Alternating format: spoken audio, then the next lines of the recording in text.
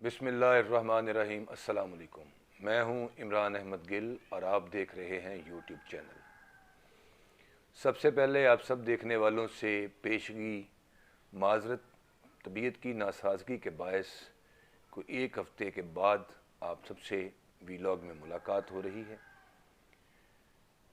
Programme में आगे बढ़ने से पहले आप सब देखने वालों से गुजारिश है कि अगर आपने अभी तक अपने इस चैनल को सब्सक्राइब नहीं किया तो नीचे दिए गए सब्सक्राइब के ऑप्शन पर बेल आइकन पर क्लिक करके अपने चैनल को सब्सक्राइब कीजिए, क्योंकि आपकी सब्सक्राइब करने से मेरे इस चैनल की और मेरी हौसला अफजाई होगी। अब हम आगे बढ़ते हैं आज के वीलॉग में, जिसमें यह बयान करने की कोशिश की गई है कि पाकिस्तान में किस तरह से मायूसी फैलाई जाती है और किस तरह से पाकिस्तान में प्रोपोगंडे और प्रोपोगेट चीज़ें की जाती हैं, जिससे हम देखने वाले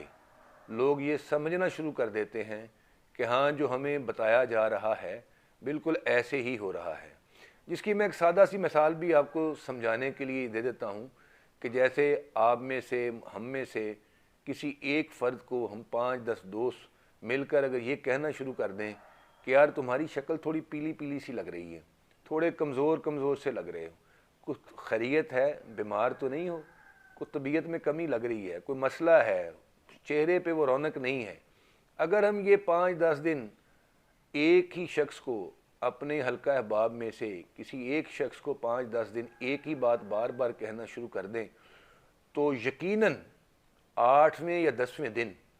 वो हमारा दोस्त, वो भाई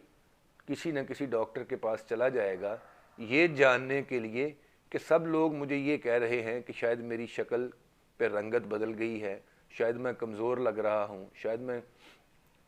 बीमार लग रहा हूँ। तो वो किसी न किसी डॉक्टर के पास ये कन्फर्म करने के लिए चला जाएगा कि क्या मैं वाकई ही बीमार हूँ या देखने वालों की नज़र में कोई कमी है।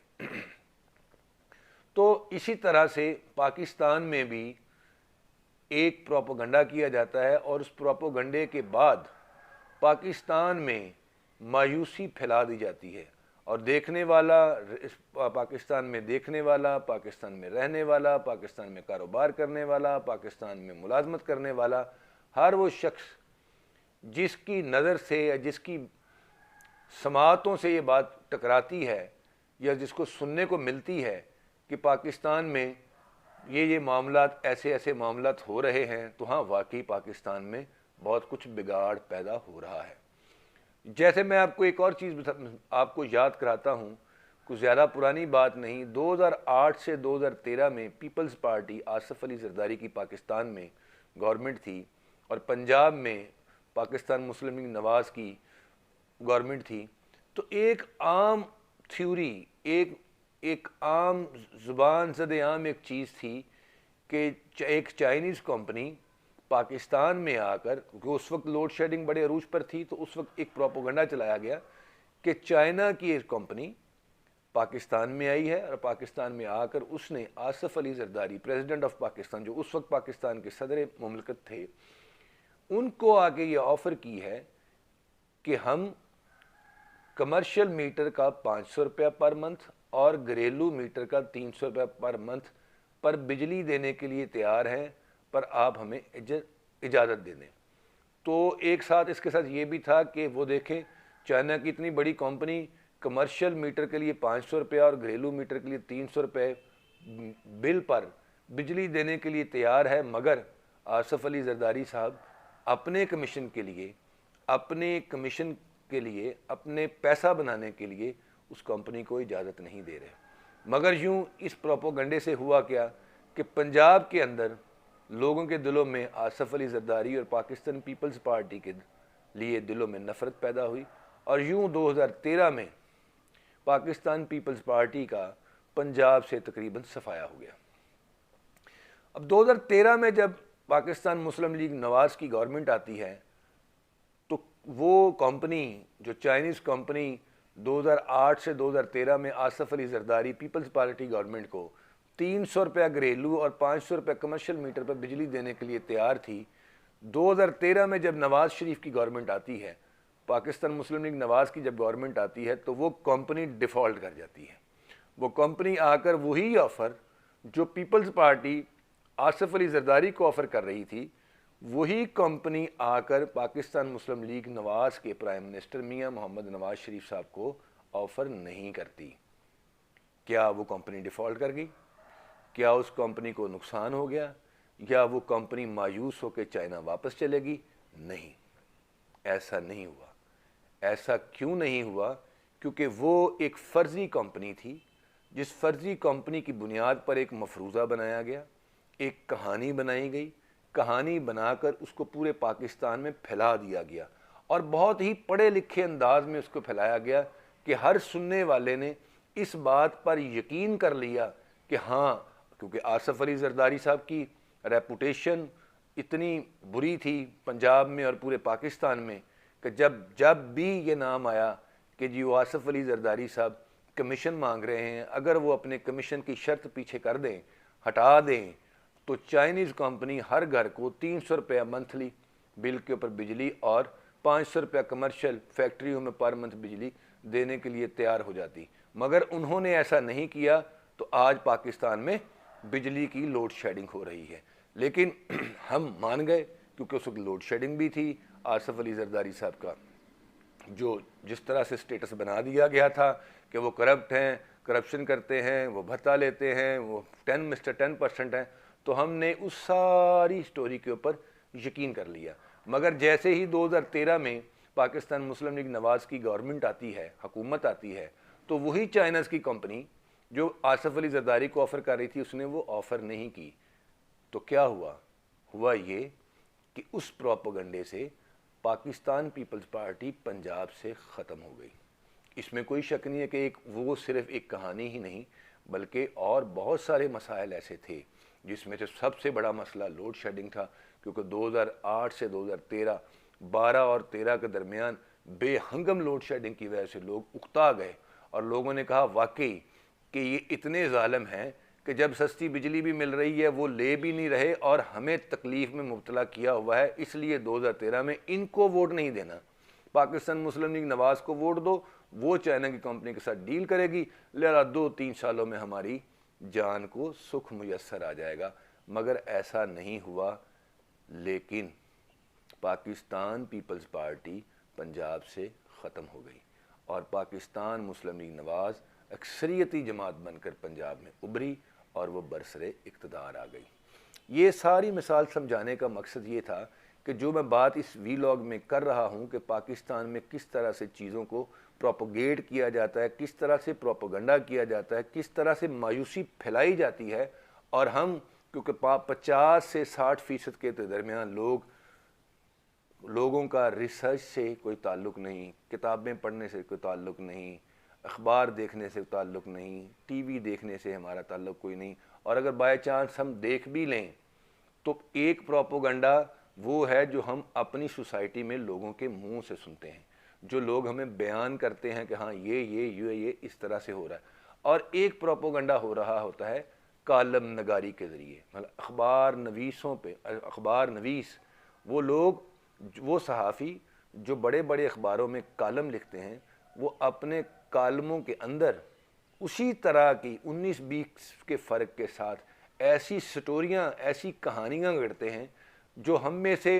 5-10% लोग जिनका अखबार के साथ ताल्लुक़ है, जब वो कॉलम पढ़ते हैं तो कॉलम पढ़ने के बाद उन्हें लगता है कि हाँ